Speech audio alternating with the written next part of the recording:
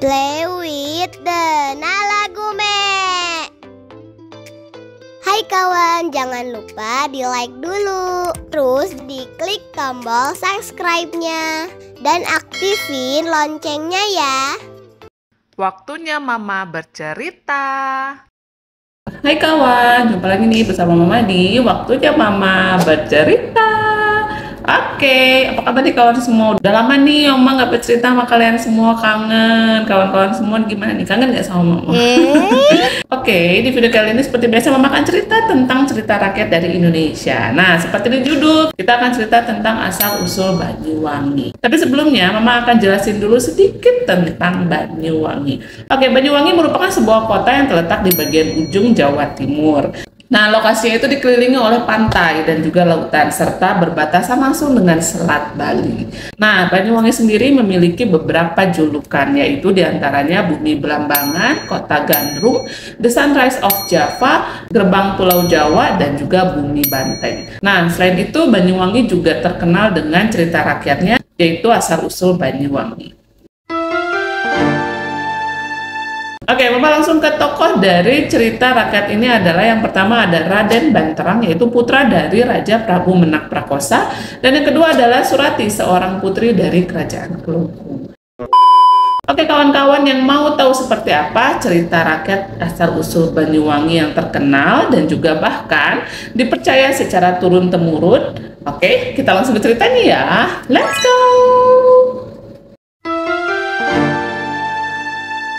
Zaman dahulu kala di pantai timur Pulau Jawa terdapat sebuah kerajaan yang dipimpin oleh seorang raja, yaitu yang bernama Prabu Menak Prakosa. Nah, raja tersebut memiliki seorang putra yang bernama Raden Banterang. Oke, Raden Banterang ini adalah seorang putra raja yang memiliki paras yang sangat tampan. Perawakannya pun juga gagah perkasa seperti ayahnya. Tak seperti parasnya yang tampan, sikapnya kurang baik. Ia merupakan seorang anak yang mudah marah. Ia juga sulit untuk mengendalikan emosinya ataupun dirinya sendiri. Jadi, jika ia memiliki suatu keinginan dan tidak ada seorang pun yang melaksanakan keinginan tersebut, ia tak segan-segan membanting barang yang ada di sekitarnya dan juga memberi orang yang diperintahnya itu sebuah hukuman berat. Suatu hari, Raden Banterang pergi melakukan perburuan di hutan bersama dengan para pengawalnya. Setelah merasa lelah dalam perburuan, ia memutuskan untuk beristirahat. Di sela waktu istirahatnya, karena ingin membersihkan diri, maka Raden Banterang pergi ke sebuah sungai seorang diri. Nah, setelah sampai di pinggir sungai, ia melihat sesosok gadis cantik yang sedang duduk termenung. Raden Banterang pun memberanikan diri untuk menghampiri gadis itu dan mulai membuka percakapan dengannya. Hai gadis cantik, siapakah gerangan dirimu? Apa yang kau lakukan seorang diri di sini dan di mana rumahmu? Dengan sedikit terkejut namun tetap sopan, gadis tersebut pun menjawab pertanyaan itu. Nama hamba Surati. Hamba adalah putri Raja Kelungkung. Hamba di sini untuk berlindung dari kejaran prajurit yang menyerang kerajaan hamba. Sementara ayah hamba telah gugur jauh-jauh hari karena pertempuran tersebut. Mendengar cerita gadis tersebut, Raden Banterang merasa iba bercampur rasa bersalah. Terlebih karena ia tahu bahwa kerajaan yang menyerang kerajaan Kelungkung adalah kerajaannya sendiri. Bahkan sebelum Raden Banterang pergi, ayahnya pun memberikan kabar bahagia bahwa kerajaan Kelungkung berhasil dikalahkan. Itu artinya ayah Surati terbunuh oleh prajurit dari kerajaannya. Raden Banterang pun membawa Surati pergi ke istananya. Hari demi hari mereka bersama. Raden Banterang semakin dibuat jatuh cinta oleh Surati. Sama halnya pun dengan Surati. Hingga tiba suatu hari di mana Raden Banterang melamar Surati dan gadis cantik itu menerima lamaran sang putra raja. Mereka pun akhirnya menikah. Semua rakyat tentu bergembira dengan pernikahan tersebut. Suatu hari di waktu sore ketika Surati sedang berjalan di luar istana, kemudian ia tak sengaja bertemu dengan seorang laki-laki dengan baju compang-camping. Surati merasa mengenalnya dan ia berteriak, "Kakak!" Surati pun memeluk laki-laki itu. Adikku, Ungkap laki-laki tersebut dengan mata berkaca-kaca. Aku percaya kakak masih hidup. Meski sebelumnya aku berpikir keluargaku tak ada yang tersisa. Kata Surati dengan nada sedih.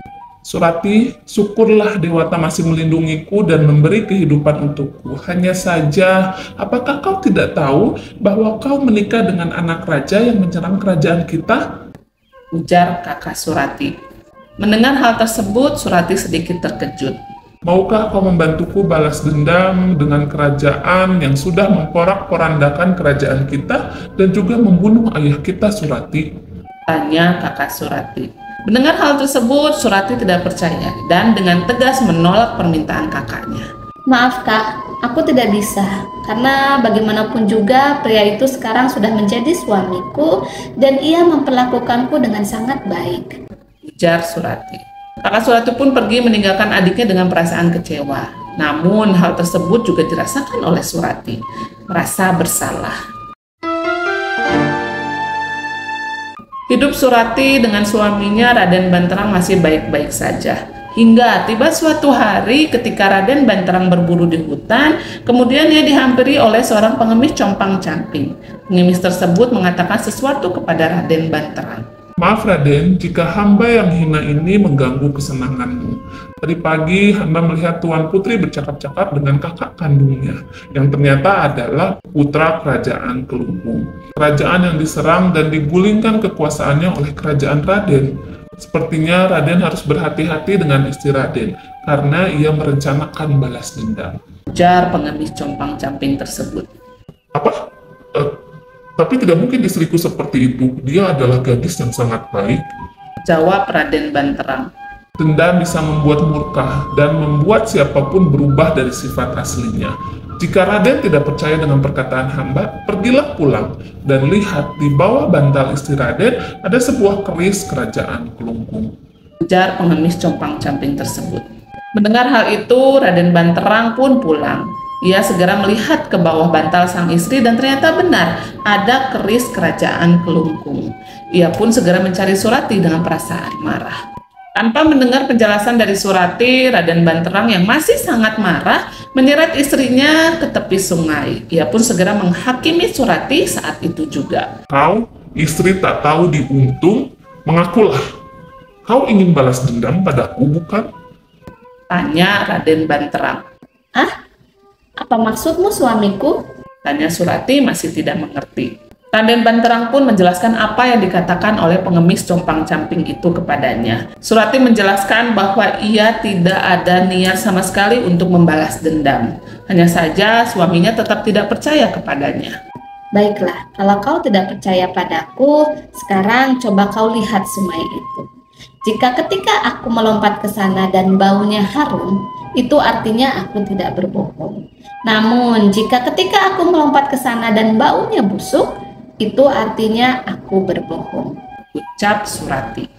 Tak butuh waktu lama, Surati segera melompat ke sungai itu. Dan benar saja, bau sungai menjadi harum. Dan itu adalah menandakan Surati tidak berbohong. Raden Banterang yang tersulut emosi tentu sangat menyesal dengan perbuatannya yang tidak mendengarkan penjelasan istrinya itu. Pria pengemis compang-camping yang memberikan informasi kepada Raden Banterang tentang Surati adalah kakak Surati sendiri. Kakak Surati pun menyesal bahwa apa yang dilakukannya ternyata membuat adiknya sendiri terbunuh. Ia juga meminta maaf kepada Raden Banterang atas perbuatannya itu. Dan dari sanalah kemudian dikenal dengan nama Banyuwangi atau dalam bahasa Indonesia berarti air harum. Oke, kita langsung masuk ke pesan moral dari cerita rakyat asal-usul Banyuwangi. Dari cerita rakyat asal-usul Banyuwangi tersebut, banyak pesan moral yang dapat kita petik, yaitu amarah dan balas dendam bukanlah suatu penyelesaian masalah yang baik.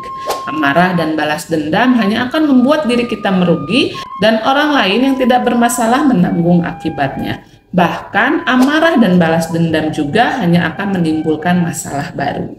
Jadi, kendalikanlah amarah dan hilangkan niat untuk balas dendam jika ada di antara kawan-kawan semua yang memiliki rasa kesal dan marah kepada seseorang.